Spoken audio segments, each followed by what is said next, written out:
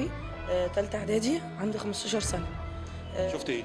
اللي انا شفته ان هم كانوا واخدينه وقعدوا يقولوا له البطاقه ومش عارف ايه في الاول، بعد كده يعني قعدوا ينزلوا عليه، بعد كده طلعوا ودخلوا تاني.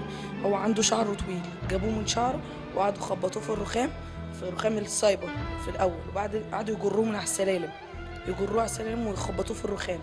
بعد كده راحوا ضاربينه، بعد كده الناس اما اتدخلت راحوا واخدينه العماره اللي جنبها، قعدوا يضربوه يضربوه يضربوه لحد ما وشه اتشوه وجسمه كله اتشوه. بعد كده اتصلوا بالظابط، راح الظابط جايب البوكس قعد يضرب فيه شويه وطلع الطبنجه بظهرها وقعدوا يضربوه على دماغه. بعد كده خدوه وحطوه في البوكس، بعد كده راحوا شايلين، راحوا واخدينه من البوكس، واخدينه رايحين بيه القسم.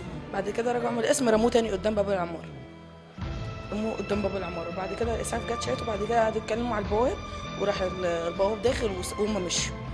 بس ده اللي حصل. انت شفته لما رموه كان صاحي ولا ميت؟ لا، لما كان ميت والناس قعدت حتى تفوقه، وفي ناس حاولت تتدخل، قعدوا يقول لهم الفاظ قذره.